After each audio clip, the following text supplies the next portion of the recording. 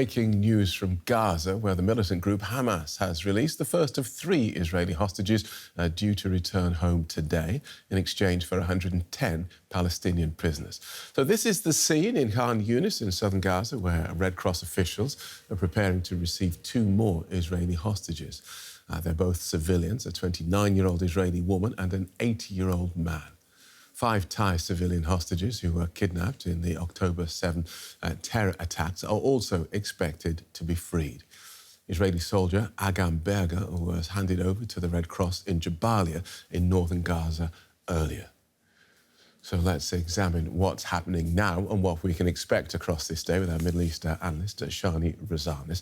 We'll take a look at the pictures, Shani, and just explain to us what we're seeing. So let's look at what's happening in Khan Yunis now. Yes, Khan Yunis is the south of the Gaza Strip. It's where this second exchange for today is taking place. It's been a very chaotic scene that we've been seeing in the last couple of hours, where lots of course, militants from both Hamas and Islamic Jihad were waiting for a long time for the vehicles, for the convoy to come with the hostages, 7 in total, 2 Israelis and 5 Thai citizens to come. And it's been taking some time, probably due to the chaos. And we know that the Red Cross itself, who is going to be giving those hostages, it needs to pick up those hostages from Hamas and Jihad Islamic militants. They have been very unsatisfied with the conditions, with the chaos, with the masses that are closing in on the pathway where they're supposed to be driving. They're supposed to be, and this chaos, this very loud scene has been very, I think there's been attempts in the last hour to sort of create some sort of a buffer zone or some sort of a clear zone where those vehicles can more freely move. Because these are vehicles containing the hostages which can't get through. Correct. For people celebrating their release. Correct.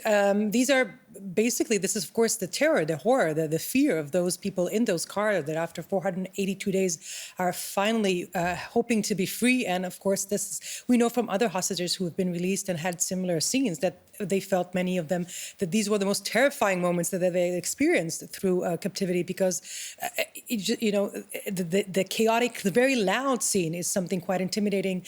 We know, for example, that Arbelia Hood, the woman, the 29-year-old woman, according to Arab sources, was kept alone for the last 482 days by Islamic Jihad militants. So just imagine her coming finally out after all these days in captivity into this chaotic scene. So this is what we've been seeing. There's confirmation, at least Hamas has been saying, that 2 Israelis have been handed over to the Red Cross. And now we're waiting to see the completion of this phase with the handover of the 5 Thai nationals that are still, as we are seeing in this very chaotic scene, this is taking very, very much a long time. This is, even once they are in the car, and it seems like the 2 Israelis are in the Red Cross car, it's still not easy for them to find their way out into, and from here they need to make it to the outskirts of Gaza, where they will meet Israeli soldiers. And of course, the Israeli military will pick up the Israeli soldiers as well as the Thai soldiers and bring them, the Thai hostages, and will bring them all back into Israeli territory. And this is taking a very long time. And needless to say, in Israel, people are watching, frantically waiting, to have the moment of release, seeing the hostages finally freed. There's a lot of criticism also from the political, from politicians saying this chaos is just, it's unacceptable. It's something Israel should not agree to and should have enforced better transfer mechanism into the deal, as if you want to, because there are still 3 or 4 more of these occasions that are planned for the next weeks. And this is where we are at now, live from Khan Yunis. This is the south of the Gaza Strip. This is probably close to where they were held. And it's also, interestingly enough, at the backdrop of the house of Yahya Sinwar. He was the leader of Hamas who planned the October 7th attacks, and he was found dead in the ruins in Khan Yunis during the summer after an Israeli attack. And this is right behind where we see this convoy now trying to find its way out with the Israeli hostages and hopefully also some of the Thai citizens who are now in the hands of the Red Cross. OK. Former hostages in these white vans, moving their way through the crowds to be picked up by Israeli authorities. who presumably will then do what? Debrief them, full medical checks? First thing is medical checks, seeing how their condition is. There's a lot of lessons that have been learned from the releases back at the beginning in November 23, but also in the last couple of weeks. There's a lot of all of those questions about, where their exact whereabouts, what they've been through. Psychologically, it's of course not advisable to start any of that immediately. They would try to first just help them feel ownership of themselves, of their bodies, of who they are. Simple things as not needing to ask permission before you go to a toilet. Such things like that, experts say, are very important in order to help captives after such long captivity regain their sense of self. So, this looks like, despite the chaos, this looks like the Gaza ceasefire deal working. Indeed. I mean, chaos and all delays, the framework that was set and started Saturday 12 days ago, that is working. And we see both sides, Hamas and Israel. Here we also have Islamic Jihad, but they are very much playing along with Hamas. It's clear that Hamas is setting the tone. They are agreeing to make this happen. And hopefully this is a good sign for the next steps that we are expected to see. There's still more hostages to be released until we complete the 42 days of the ceasefire. And on Monday, both sides need to start discussing the long-term solution for Gaza and the release of the remaining 60 hostages that will be still in Gaza at the end of these 42 days. So far, both sides seem to be interested in making it happen. OK, thanks for talking us through that so clearly, Shani. Shani Razanis is DW's Middle East analyst.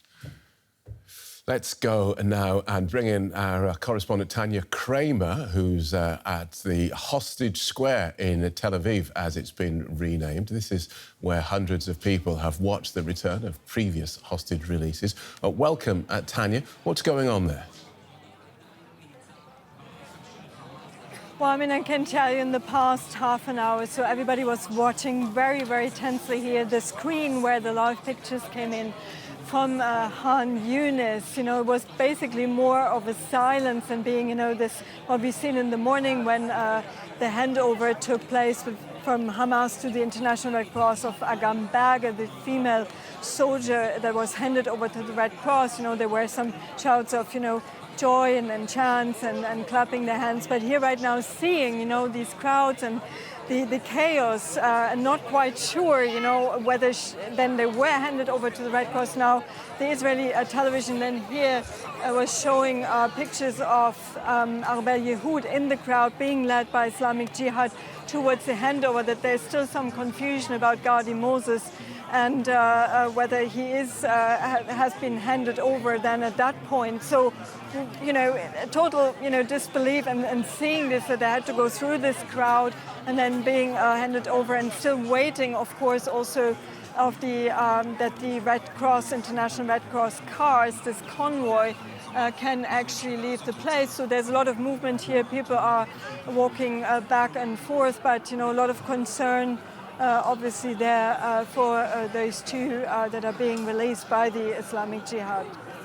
And what can you tell us about the 5 Thai nationals who are also expected to be released today? Well, absolutely. This would be now the next stage that we would be waiting for, to also see those foreign nationals. And there's not been much talk about them here in recent months, that they will also be released. They're kind of released outside this agreement between between Hamas and Israel. So we are expecting them also to be handed over anytime soon. But we don't have any details yet when this will happen. We understand that, like the other hostages, they will then brought over like Agam Berger. We already seen pictures released where she's reunited with her family. The same will be happen to the other 2 hostages that would be brought from the International Red Cross towards the border. They will be handed over there to Special Force and brought over.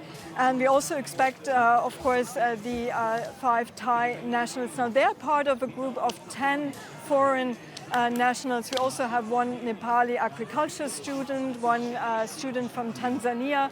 All of them were on October 7th there in the south in the kibbutzim. The hostages from Thailand were working there as farmhands, mainly supporting their families back home. Many of them, also large number, over 40, had been killed during the October 7 attacks, and some of them have been taken hostage, and they've been also held captive there for the past 15 months. So for 5 of them today, we're expecting them to be released as well over the course of the day. OK, thank you for that, Tanya. DW correspondent Tanya Kramer in Hostage Square in Tel Aviv.